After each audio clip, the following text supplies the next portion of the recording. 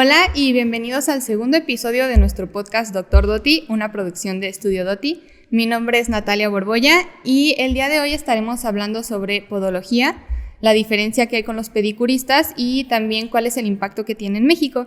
El día de hoy tenemos en el estudio al Dr. Jorge Hernández, más conocido en redes como Dr. George Jr., que es un podólogo titulado en la primera Escuela Mexicana de Podología, egresado de la Universidad de Guadalajara como médico con especialidad en cirugía podiátrica.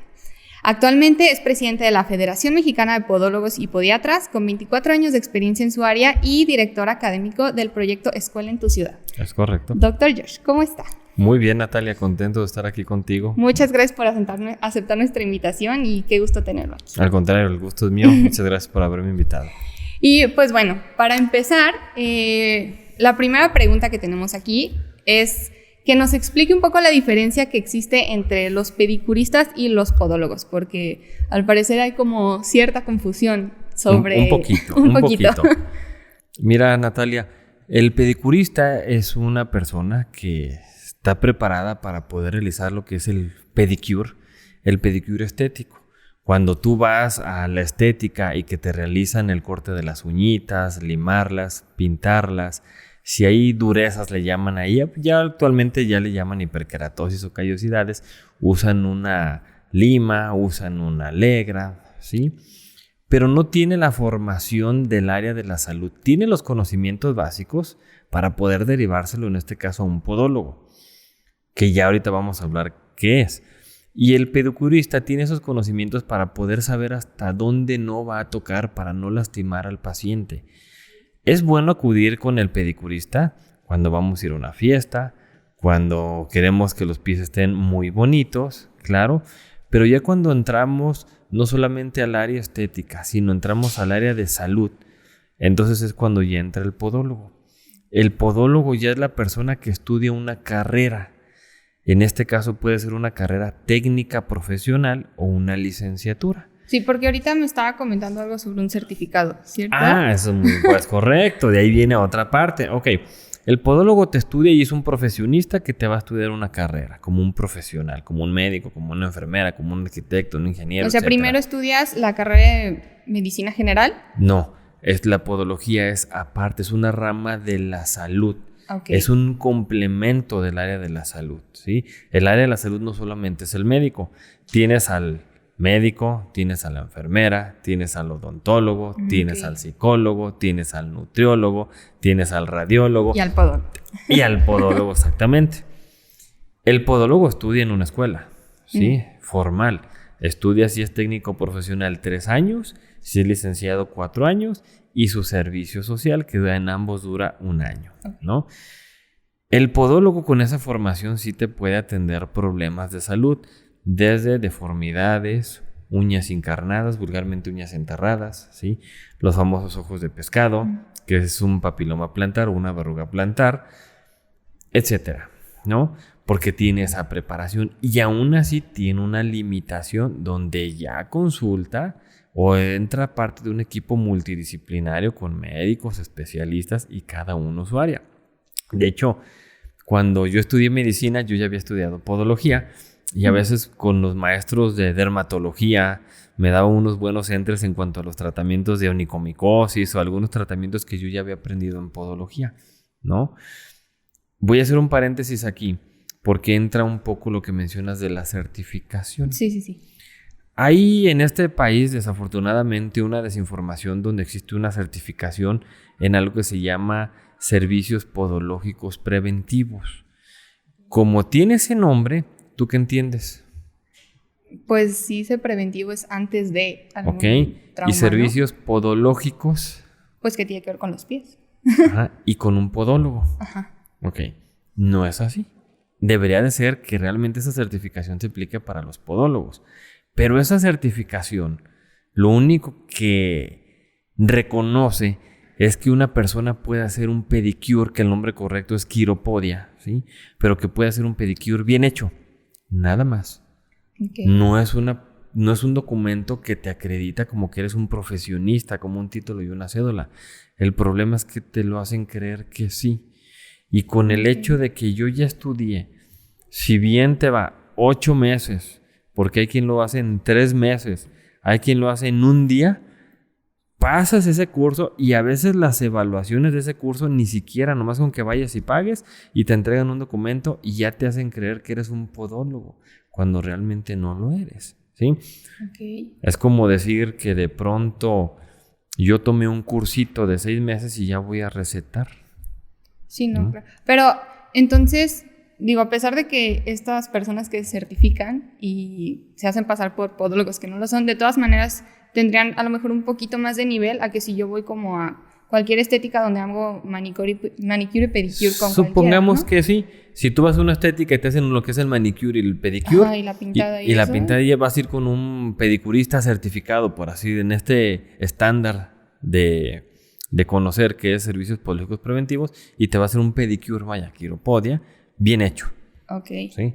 Pero no llega al... Pero no está al nivel de los preparado, claro, no podólogos. llega al nivel con los podólogos. Muchos sí te ofrecen un curso y un curso de 7 meses, 8 meses, pero jamás se va a comparar con una carrera. Sí, no, Si eso claro, y no te moralmente forma. tampoco está bien. No, éticamente no. Y lo curioso es que a veces en esto meten la ética cuando realmente no lo es. Ajá. ¿Sí? O sea, como hablas de ética cuando te haces pasar por ello. Y a veces ni siquiera los muchachos son los alumnos, son los culpables. La gente que ofrecen esto te lo hacen creer y te lo ofrecen como si realmente fueras un podólogo. Cuando Sí, como no si lo... tú ya tuvieras pues esa certificación de poder Exactamente. practicarlo porque estás creyendo en el curso que estás pagando. Claro, ¿no? y luego te dicen, no vayas a la escuela, ¿para qué vas 3 años? Mira, mejor yo te certifico en 6 meses, en 3 meses, en 8 meses. Y empieza a y trabajar. ya empieza a trabajar y listo. Pero ahí luego entra el problema. Y puedes abrir tu consultorio. Porque para abrir un consultorio en el área de la salud tienes que no solamente tramitar tu licencia municipal, tienes que tramitar lo que se llama responsable sanitario. Eso te lo da lo que antes era Salubridad, que ahora es COFEPRIS. Okay. Aquí en Jalisco es COPRIS-Jales y sucesivamente cada estado. Ellos te verifican un título y una cédula para realmente acreditar que eres un profesionista de la salud y puedas abrir un consultorio como tal. ¿Sí? ¿Qué marca la diferencia? Te voy a poner un ejemplo. Imagínate que vas a un lugar y dices atención al pie. Tú vas a creer que es atención al pie. Pero si es una persona que solamente está certificada y pone ahí pie diabético, uña con hongo, uña enterrada, ojo de pescado y esas cosas, está cometiendo un delito porque no es una persona preparada para poderlo hacer. Y más con traumas tan delicados como el pie diabético, ¿no? Imagínate nomás. Y si COFEPRIS llega a hacerle una revisión, le clausura porque no va a tener los documentos adecuados, ¿sí? ¿Cómo sustentar que es un profesionista? Sí, en cambio, cuando ya se titulan, sin ningún problema tú puedes poner pie diabético, uña encarnada, servicio de quiropodia, pie plano, plantillas, todo lo que abarca la formación de un podólogo, ¿no? Ok. Pero entonces, ¿y ahora en este caso un podólogo puede realizar cirugías? No, ni a nivel técnico ni a nivel licenciatura. Okay, solo tratar como hasta ciertos traumas, pues. Así es, tiene una limitación. De hecho, ni siquiera el médico general puede hacer cirugías. ¿Sí? Para eso tienes que tener una especialidad. Puede realizar el médico general ciertos procedimientos como extracción de una uña, anestesiar, quitar una verruga. De ahí que a lo mejor algunos teníamos el título de médico cirujano y partero, ¿no? Pero eso no te da la formación de un cirujano. ¿Sí? Que eso ya es una formación muy diferente, son otros más años de estudios, es una preparación, ¿no? El podólogo a nivel técnico y a nivel licenciado es un profesionista, pero no lleva la formación real de un cirujano. Que ahí sería el podiatra. Ahí es donde entra el podiatra, que es el médico con la especialidad de cirugía en el pie. Que muchas veces también se me confunde como si fuera un traumatólogo y no, tienen algunas cosas en común el podiatra y el ortopedista o el trauma, ¿no? Algunos procedimientos en común, pero son formaciones de algún modo separadas. Por ejemplo, de pronto en la formación de podiatría llevas algunos casos de dermatología, llevas algunos casos de oncología, ¿sí? Y por ejemplo, el trauma y ortopedia es más específico a lo que es los huesos, a lo que es el tejido óseo, tejido blando, músculos, tendones. Son especialidades muy buenas que en este caso comparten algunas técnicas en común, ¿no? Ok. Es muy interesante. Sí, muy interesante y bueno, creo que hay bastante confusión para las personas que a lo mejor no conocemos a fondo el tema, ¿no? Es como, pues tienes un problema en el pie, es como, pues ve con un podólogo o ve con un pedicurista. ¿O qué hace quién, verdad? Ajá, o qué hace qué y quién se dedica a qué. ¿A qué? Para eso es este programa, ¿verdad? Sí. Para informarle a todo tu público de qué se trata. Para información. ¿No? Exactamente. Sí. Y bueno, y entonces, ¿cuál es el nivel de podología que hay en México? Licenciatura y técnico profesional, ¿sí? Que ambos son muy buenos. ¿Sí? Y es en escuelas especializadas. Es en escuelas, efectivamente. Okay. Sí, hay escuela particular, está en la Universidad de Guadalajara, que es una universidad pública aquí en Jalisco, y hay otros estados que también tienen la carrera. ¿Y es cierto que en México es como de los pocos países que existe una diferencia entre podólogo y pedicurista o eso es como en No, general? ahí te va. El problema de pedicurista con podólogo es mundial. Ajá. ¿Sí? Ajá. La confusión es global. La confusión es global, ¿sí? Y el problema que viven las personas que estudian la carrera de podología contra las que son empíricas o llevan el pedicurismo, sí definitivamente en todos los países está. Pero, a tu pregunta, hasta donde yo conozco, que creo no equivocarme, México sí es el único país donde tiene podólogos y tiene podiatras. Okay. Por ejemplo, en España... esa división... Sí. Okay. Hay solamente en el mundo 2 o 3 países donde el podólogo sí puede operar. El principal es en España, ¿sí? Que de hecho todo el mundo quiere brincarse a España porque ya se pueden realizar técnicas quirúrgicas. Al podólogo no le fue fácil en España tampoco que los cirujanos lo vean bien. De hecho, muchos cirujanos no ven al podólogo aunque tenga esa autorización o ese reconocimiento como tal. Pero es algo que ya lograron ellos, ¿no? A diferencia en México que ahorita todavía nos estamos peleando en pañales unos contra otros y se tiran estos.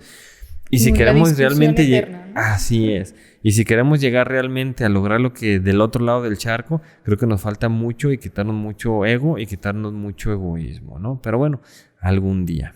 Más sin embargo, hay un pequeño problema en México para eso, que existe el podiatra, que es un médico que hace una especialidad en cirugía del pie. Exactamente.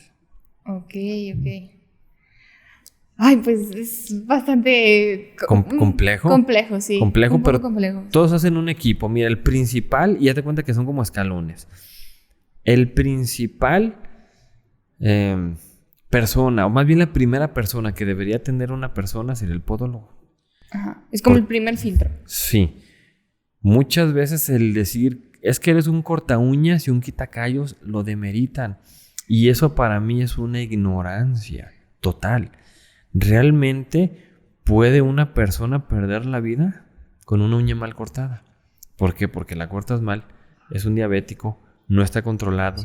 El que le cortó la uña no hizo una valoración previa y no se dio cuenta que es un paciente mal controlado al cual no le debía haber cortado la uña, pero se la cortó por la razón que tú quieras, se infectó. Al ser un paciente descontrolado, el dedo se necrosa, la infección no la pueden controlar, se va al pie, se va sistémica. ¿Cómo cortar las uñas de los pies? Sí.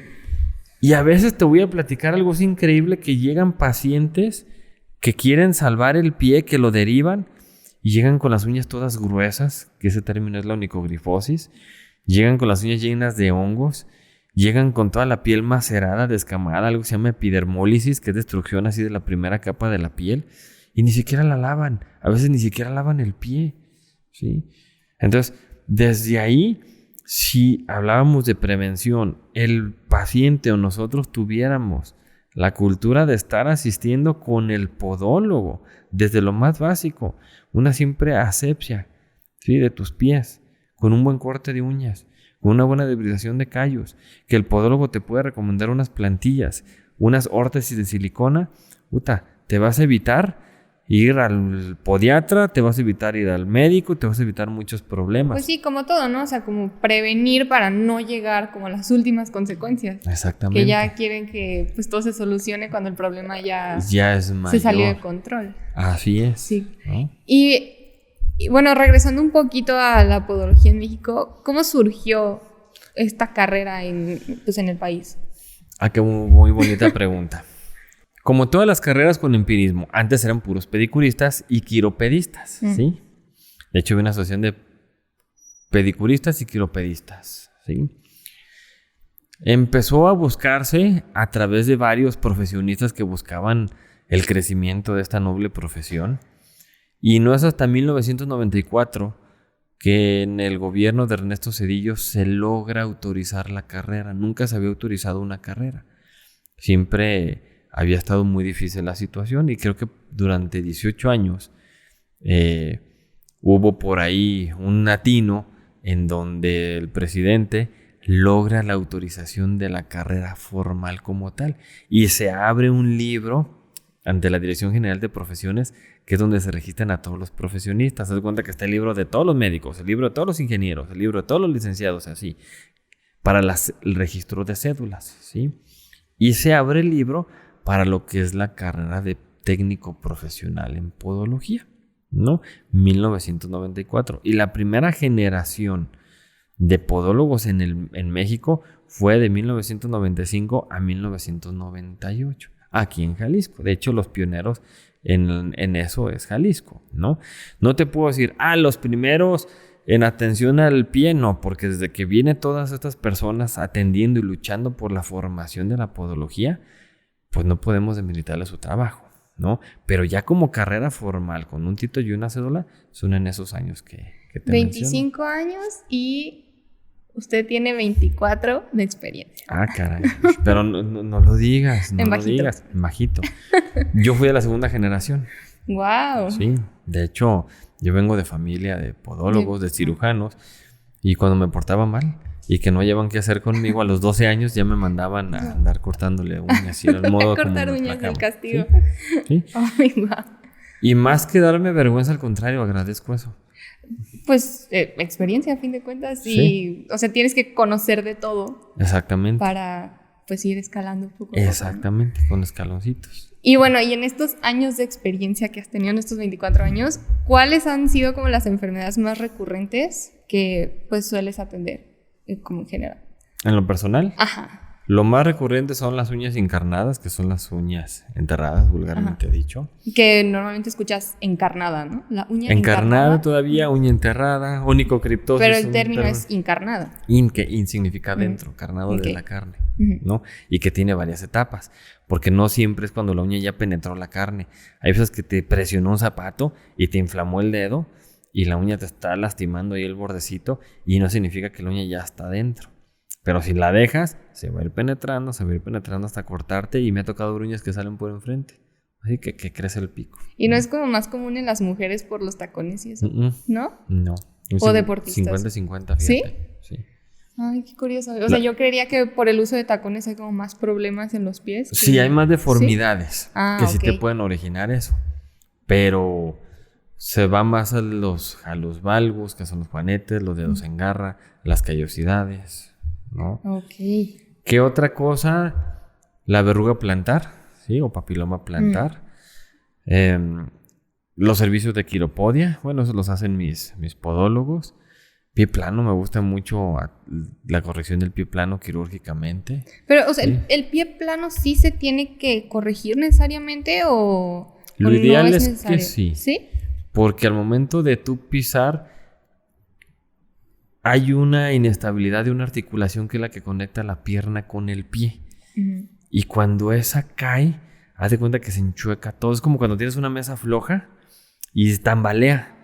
Y tú le pones así como una especie de cuñita, ¿no? Entonces, imagínate que en tu cuerpo, al momento de que pisas chueco, todos tus ligamentos y músculos se van estirando desde la pierna hasta la nuca, porque todo está conectado. Sí. Incluso hay dolores de cabeza que se quitan corrigiendo el pie plano o con una plantilla, porque quitas tensión muscular. Es algo muy bonito el aparato locomotor, ¿no? Sí. El entender así toda la musculatura. Pero sí es vital el poderlo corregir o el poderlo paliativamente tratar con una órtesis, que es como una plantilla con unas siliconas, ¿no? Pies diabéticos también me gusta mucho, que son unos retos de que ya los quieren amputar y pues tenemos que buscar el salvamento del pie diabético, ¿no? Pero en esencia, o sea, ¿qué es un pie diabético? ¿Cómo surge o...?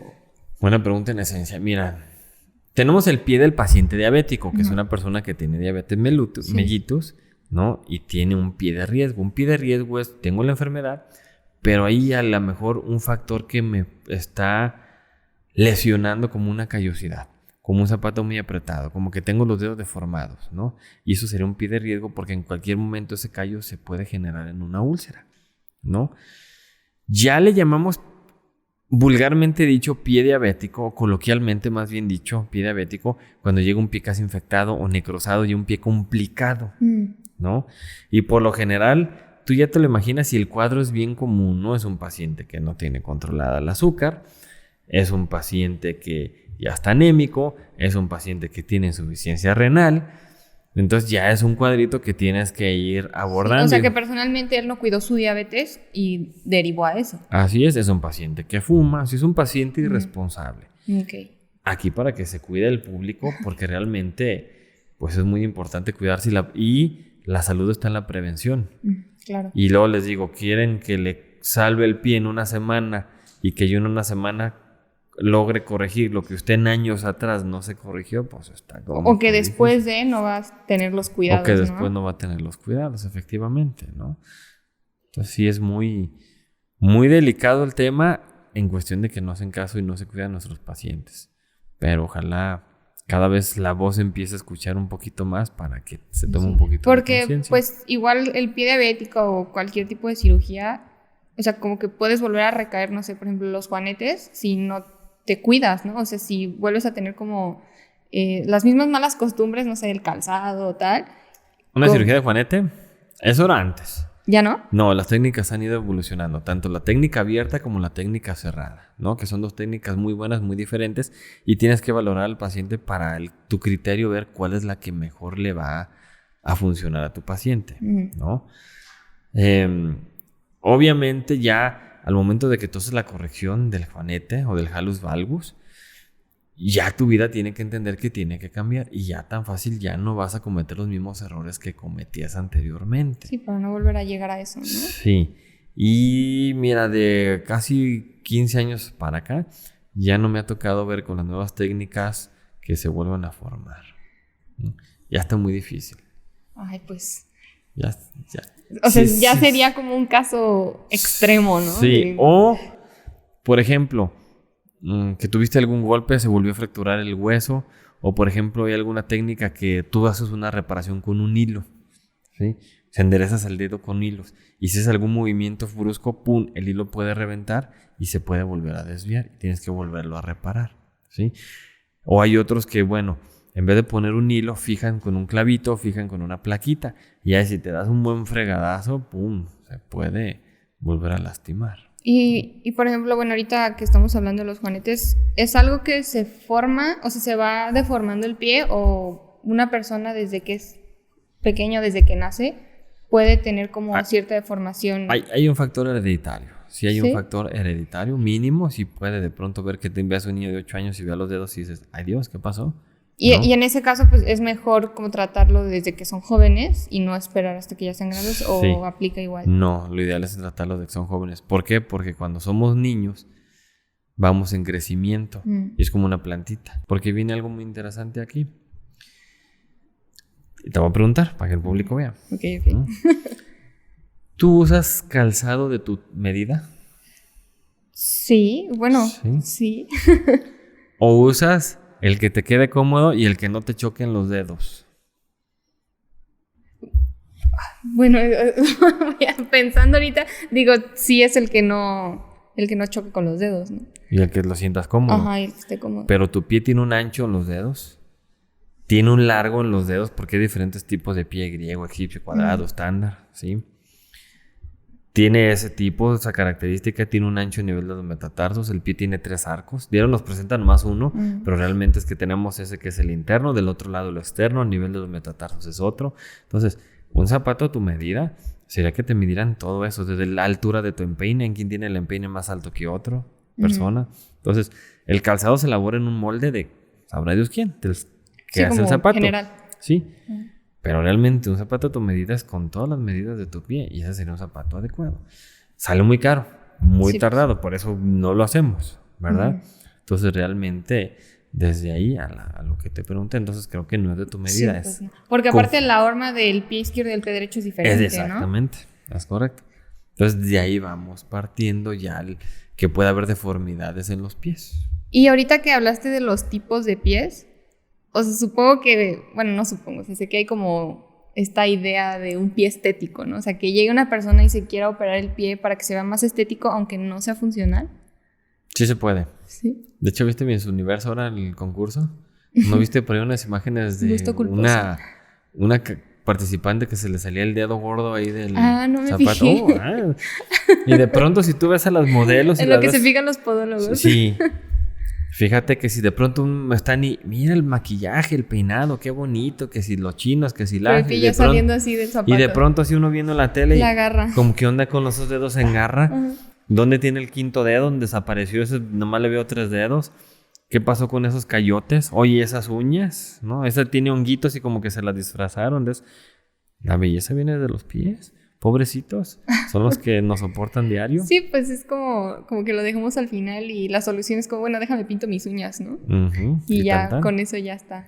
Porque también el esmalte y el gelish y todo eso ocasiona muchísimos problemas. Muchísimo daño a la uña, efectivamente.